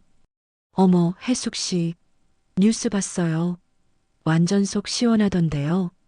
아이고, 그냥 그렇게 됐어요. 제가 쑥스럽게 말했어요. 맞아요. 자식이 부모 무시하면 안 되는 거예요. 잘하셨어요. 아주머니가 엄지를 치켜 세우더라고요. 집으로 돌아오는 길에 동네 어르신들이 저를 보고 인사했어요. 박 여사님, 멋지십니다. 우리 며느리한테도 본받으라고 했어요. 저는 그냥 웃으며 손을 흔들었어요. 세상의 반응이 이렇게 좋을 줄은 몰랐어요. 집에 도착해서 휴대전화를 보니 정민이한테서 또 문자가 와 있었어요. 엄마, 복지센터 만드신다는 기사 봤어요. 정말 대단하세요. 엄마가 자랑스러워요. 제가 그동안 엄마를 너무 몰라봤어요. 죄송해요. 저는 그 문자를 한참 바라봤어요. 그리고 처음으로 답장을 보냈지요. 잘 지내거라. 엄마는 괜찮다. 짧은 답장이었지만 정민이한테서 바로 답이 왔어요. 엄마, 답장해 주셔서 감사해요. 언제 한번 뵐 수 있을까요? 저는 잠시 생각하다가 답장을 보냈어요. 복지센터 개관식 날 오너라. 그때 보자. 네, 꼭 갈게요, 엄마. 정말 감사합니다. 저는 휴대전화를 내려놓고 창밖을 봤어요. 해가 지고 있었어요. 하루가 또 저물어가고 있었지요. 그런데 이상했어요. 예전 같으면 외롭게 느껴졌을 저녁 시간인데 오늘은 외롭지 않았어요. 뭔가 기대되는 게 생겼거든요. 복지센터요. 어르신들과 아이들이 함께 웃을 수 있는 그 공간이요. 저는 서랍에서 금반지 케이스를 꺼냈어요. 케이스를 열어보니 반지가 여전히 반짝이고 있었어요. 민서야, 할머니가 곧 내 얼굴 다시 볼 수 있을 것 같아. 저는 작은 목소리로 말했어요. 그때 이 반지 줄게. 제대로 된 자리에서. 밤이 깊어갔지만 저는 잠이 오지 않았어요. 너무 기대돼서요. 내일부터 복지센터 준비가 시작될 거예요. 새로운 시작이에요. 침대에 누워서 천장을 보면서 생각했어요. 인생이 참 묘하다고요. 손주 돌잔치에서 쫓겨난 날이 제 인생의 전환점이 될 줄 누가 알았겠어요. 그날의 아픔이 오늘의 용기가 됐고 그 용기가 새로운 시작을 만들고 있었어요. 다들 그런 적 있으시죠? 제일 힘들 때가 변화의 시작점이 되는 거요. 저도 그랬어요. 눈을 감으니 잠이 왔어요. 내일이 기다려지는 밤이었어요. 한 달이 흘렀어요. 그 한 달 동안 저는 매일 호텔에 나갔어요. 복지센터 공사를 지켜보기 위해서요. 벽지를 바꾸고 테이블을 새로 들여놓고 주방 시설을 갖췄어요. 화려한 무대 장식은 다 치웠지요. 대신 따뜻한 느낌의 조명을 달고 어르신들이 편하게 앉을 수 있는 의자를 놓았어요. 비상구는 물론 절대 막지 않았어요. 오히려 더 잘 보이게 표시를 크게 만들었지요. 안전이 제일이다. 제가 공사 인부들한테 몇 번이고 강조했어요. 아이들을 위한 공간도 만들었어요. 책상과 책꽂이를 놓고 색연필과 공책도 준비했지요. 방과 후에 와서 숙제하고 놀 수 있는 곳이었어요. 회장님, 정말 좋네요. 이 전무가 완성된 공간을 둘러보면서 말했어요. 따뜻해요. 사람 냄새가 나는 곳으로 만들고 싶었어. 제가 말했어요.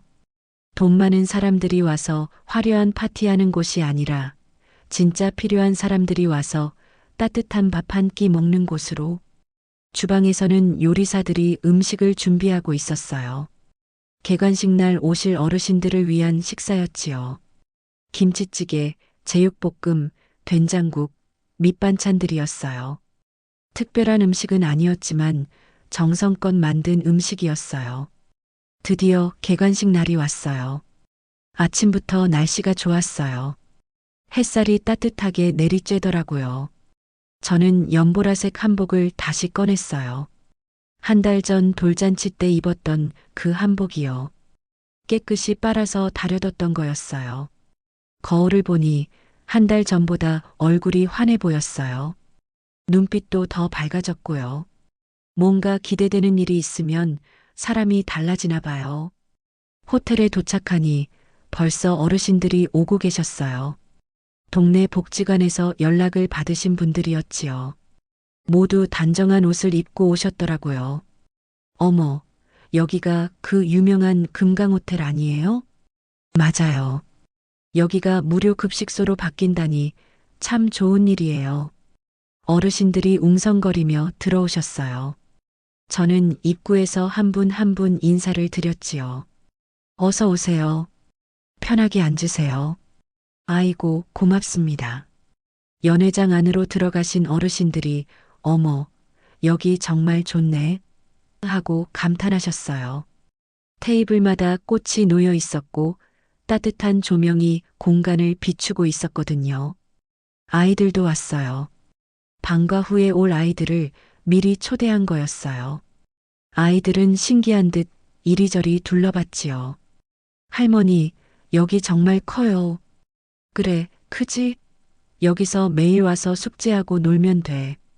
1시간쯤 지났을 때 입구에서 익숙한 목소리가 들렸어요. 실례합니다. 돌아보니 정민이와 서진이었어요. 민서를 유모차에 태우고 와 있었지요. 1달 만에 보는 아들이었어요. 많이 수척해져 있었어요. 얼굴도 어두워 보였고요. 서진이도 마찬가지였어요. 화장기 없는 얼굴에 수수한 옷을 입고 있었어요. 정민이가 제게 다가왔어요. 엄마, 왔구나. 제가 짧게 말했어요. 엄마, 저희. 정민이 목소리가 떨렸어요. 정말 죄송해요. 진심으로 반성했어요. 서진이도 고개를 숙였어요. 어머님, 저도 정말 죄송합니다. 제가 너무 철없었어요. 저는 두 사람을 보면서 말했어요. 일단 들어와.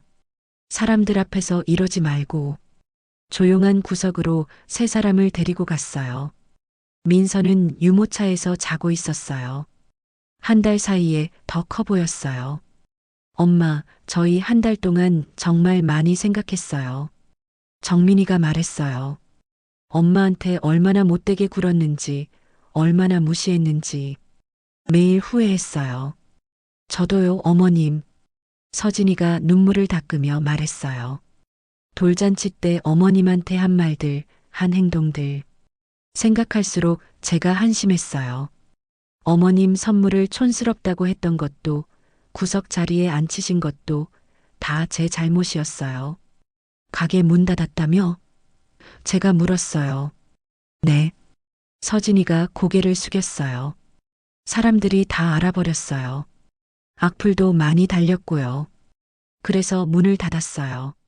하지만 어머님, 저는 그게 제 벌이라고 생각해요. 당연히 받아야 할 벌이에요. 너는? 제가 정민이를 봤어요. 회사에서 나왔어요. 정민이가 말했어요. 자진 퇴사했어요. 동료들한테 피해 주기 싫어서요. 지금 작은 회사에 다니고 있어요. 월급은 반으로 줄었지만 괜찮아요. 제가 당연히 받아야 할 결과니까요. 저는 두 사람을 보면서 생각했어요.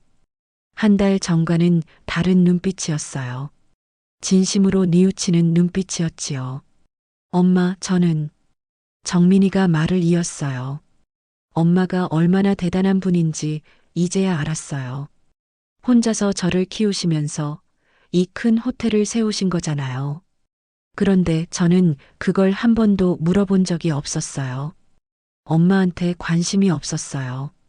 내가 외로웠을 때도 정민이 눈에서 눈물이 흘렀어요. 명절에도 안 찾아뵙고 손주 태어났는데 석 달이나 지나서 알려드리고 엄마는 얼마나 서운하셨어요. 죄송해요, 엄마. 정말 죄송해요. 서진이도 울고 있었어요. 어머님, 저도 정말 죄송합니다. 어머님을 가족으로 생각하지 않았어요. 그냥 형식상 모시는 시어머니로만 생각했어요. 제가 너무 잘못했어요. 저는 한참을 두 사람을 보다가 말했어요. 앉아. 세 사람이 의자에 앉았어요.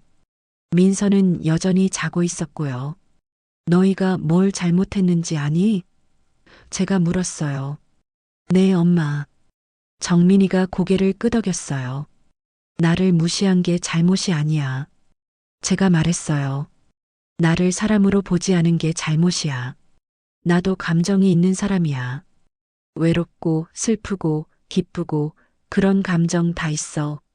그런데 너희는 나를 그냥 늙은 사람으로만 봤어. 도움이 필요할 때만 찾는 사람으로만 봤어. 두 사람이 고개를 숙였어요. 엄마도 민서 할머니야. 제가 계속 말했어요. 민서가 태어났을 때 얼마나 기뻤는지 몰라. 손주가 생겼다고, 처음으로 할머니가 됐다고. 그런데 너희는 나한테 사진 한 장 안 보내줬어. 석 달이나 지나서야 알려줬고.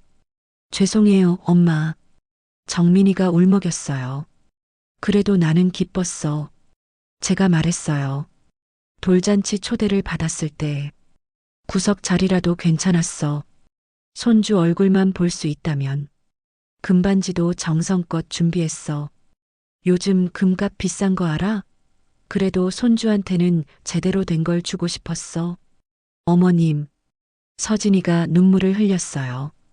그 금반지 제대로 보지도 못했어요. 케이스만 보고 촌스럽다고 생각했어요. 정말 죄송해요. 이제 됐어. 제가 손을 저었어요. 다 지난 일이야. 중요한 건 너희가 뭘 배웠냐는 거지. 네, 엄마. 정민이가 말했어요. 저는 배웠어요. 사람을 함부로 대하면 안 된다는 것. 특히 가족을, 부모님을 함부로 대하면 안 된다는 것. 그리고 엄마가 얼마나 대단한 분인지도 알았어요. 저도요, 어머님. 서진이가 말했어요. 겉으로 보이는 것만 중요한 게 아니라는 것, 마음이 더 중요하다는 것 배웠어요.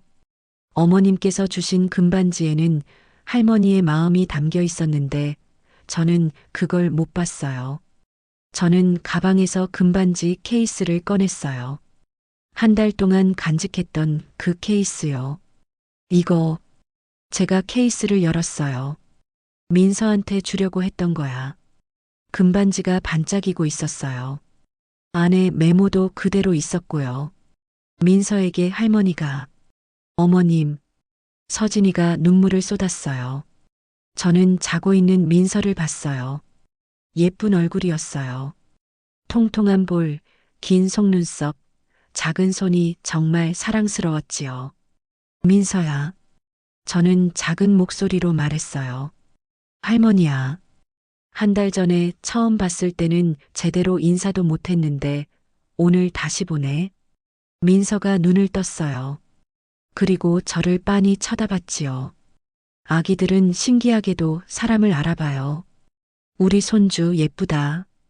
제가 민서 볼을 살짝 만졌어요. 할머니가 이거 줄게. 금반지를 민서 작은 손에 쥐어줬어요. 민서는 반짝이는 걸 신기한 듯 바라봤어요. 나중에 커서 이 반지 보면 할머니 생각해줘. 제가 말했어요. 할머니가 너를 얼마나 사랑하는지. 정민이와 서진이가 함께 울고 있었어요. 엄마 감사합니다. 정민이가 말했어요. 용서해 주셔서. 아직 완전히 용서한 건 아니야. 제가 솔직하게 말했어요. 하지만 시간이 지나면 나아질 거야. 너희가 진심으로 변했다는 걸 보여주면. 네, 엄마. 꼭 보여드릴게요. 그리고 제가 두 사람을 쳐다봤어요. 앞으로는 나를 사람으로 봐줘. 늙었다고 해서, 힘이 없다고 해서 함부로 대하지 마. 나도 감정이 있는 사람이야. 네, 어머님.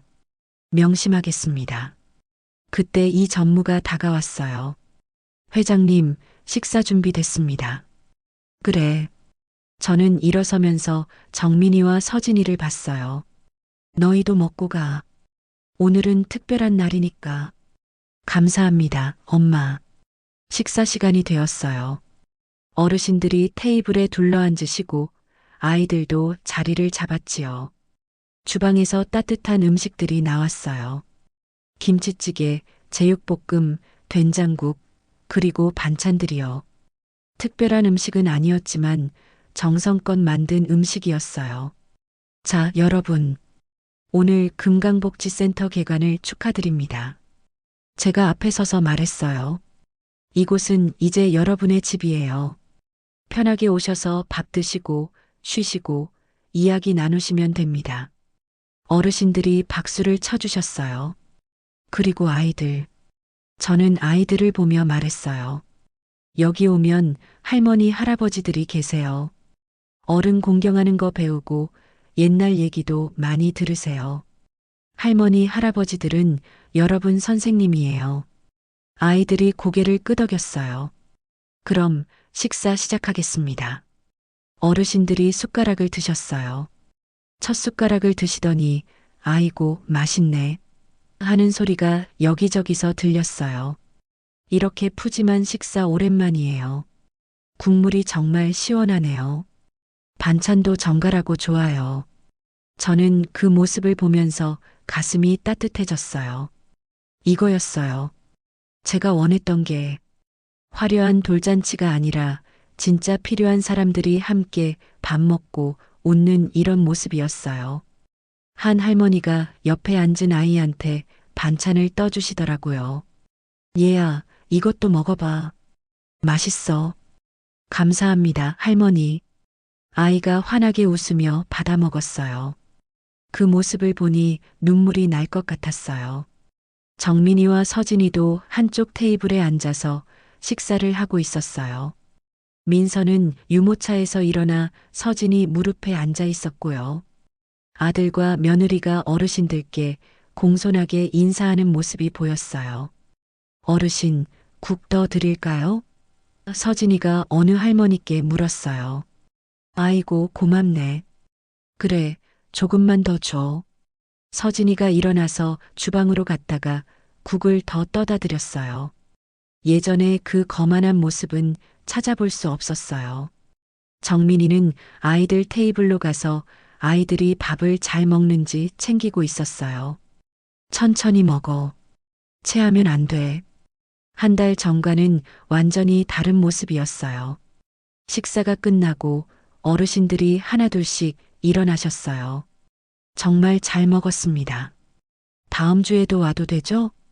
물론이지요. 제가 웃으며 대답했어요. 매일 오셔도 돼요. 이제 여기는 여러분 집이에요. 어르신들이 돌아가시고 아이들도 집으로 갔어요. 할머니, 다음에 또 올게요. 하면서요. 연회장이 조용해졌어요. 정민이와 서진이 그리고 민서만 남았지요.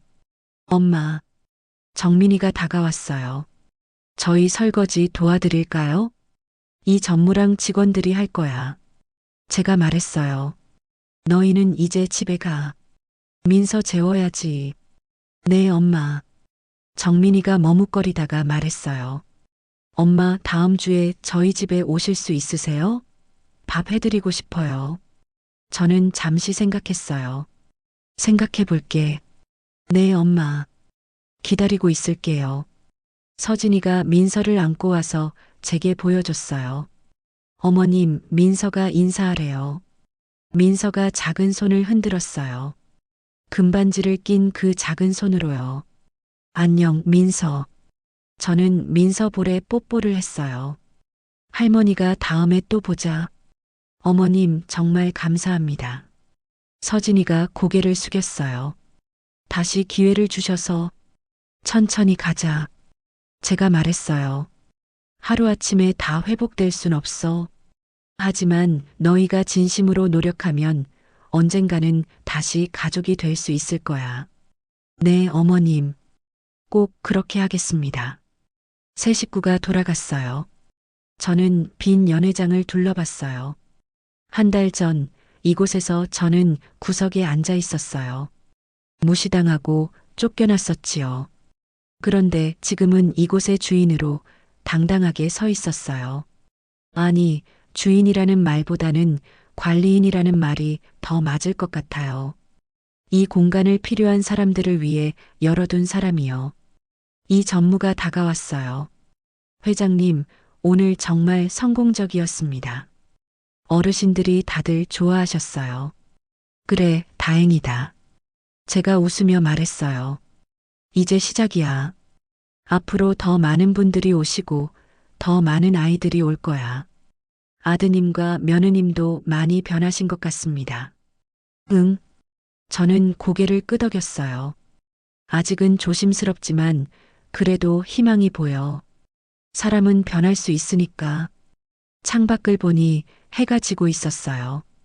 노을이 아름다웠어요. 이 전무, 나는 이만 들어갈게. 오늘 고생했어. 아닙니다, 회장님. 저야말로 보람 있었습니다. 집으로 돌아오는 버스 안에서 저는 창밖을 보며 생각했어요. 한 달 전 저는 세상에서 제일 외로운 사람이었어요.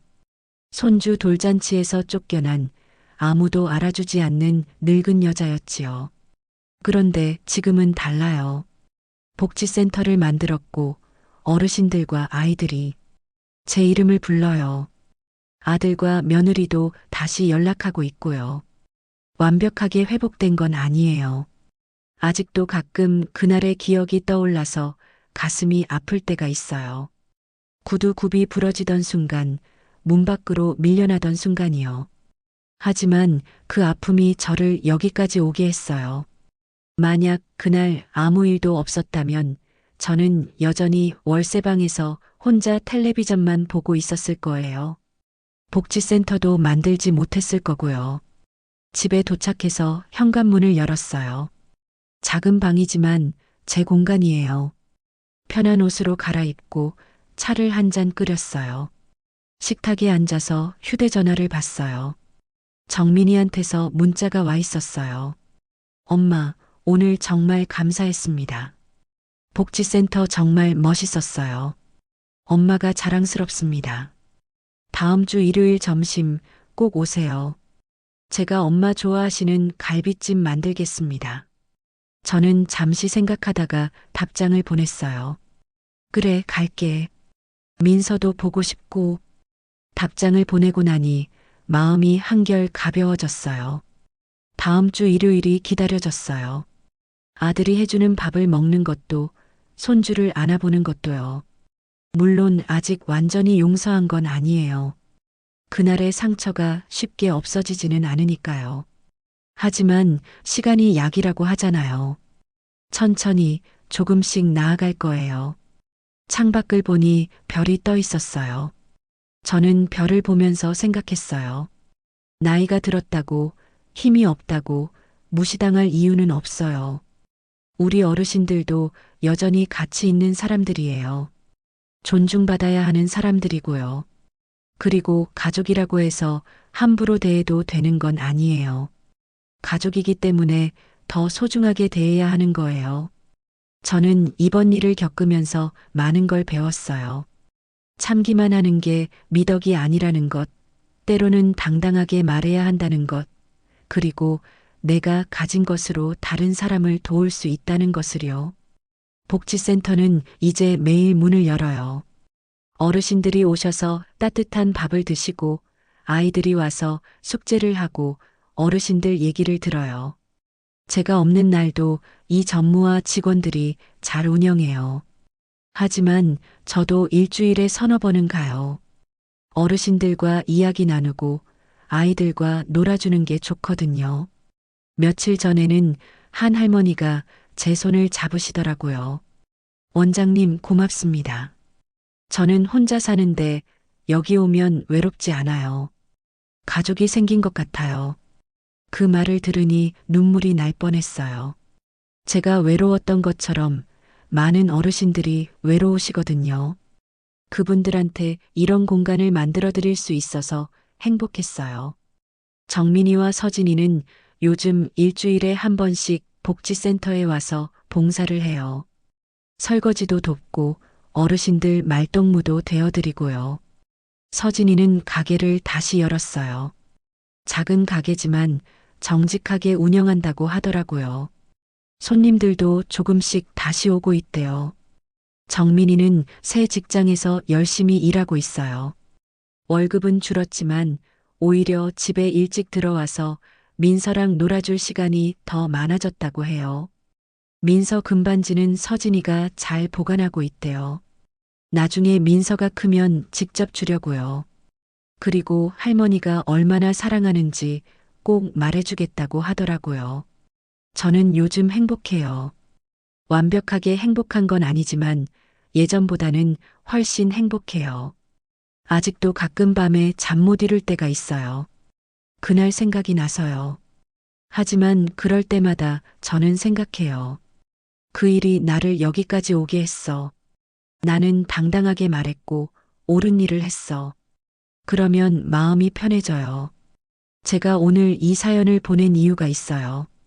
혹시 듣고 계시는 분들 중에 저처럼 가족한테 무시당하고 계신 분이 있을까 봐요. 자식한테, 며느리한테, 사위한테 함부로 대접받고 계신 분들 말이에요. 그분들한테 말씀드리고 싶어요. 참기만 하지 마세요.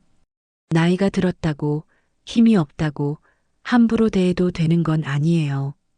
여러분도 존중받을 자격이 있어요. 물론 싸우라는 얘기는 아니에요. 하지만 당당하게 말하세요. 나도 사람이야. 나도 감정이 있어. 나를 함부로 대하지 마. 이렇게요. 그리고 젊은 분들, 자식된 분들한테도 말씀드리고 싶어요. 부모님을 함부로 대하지 마세요. 늙었다고, 옛날 사람이라고 무시하지 마세요. 그분들도 한때는 여러분처럼 젊었고 여러분을 위해 평생을 바쳤어요.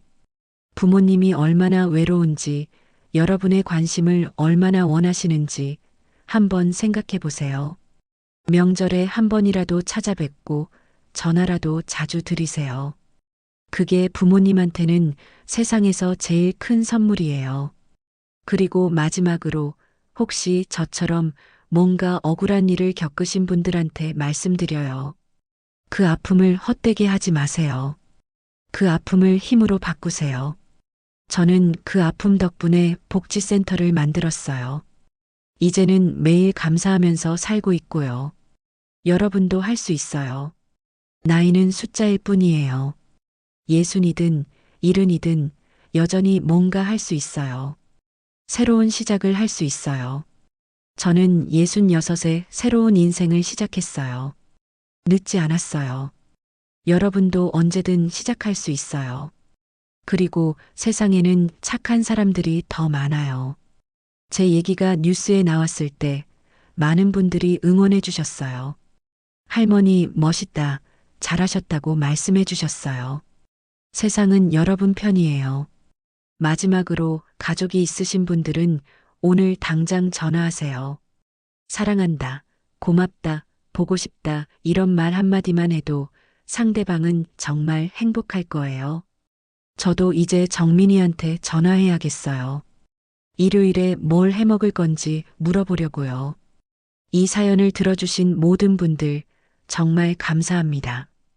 여러분 모두 건강하시고 행복하게 사세요. 그리고 가족을 소중히 여기세요. 가족은 언제나 곁에 있는 게 아니에요. 함부로 대하면 멀어져요. 하지만 사랑으로 대하면 언제까지나 함께 할 수 있어요. 나이 들어서도 당당하게 사세요. 우리 어르신들 아직 할 일이 많아요. 다시 한번 감사드리고 모두 행복하세요.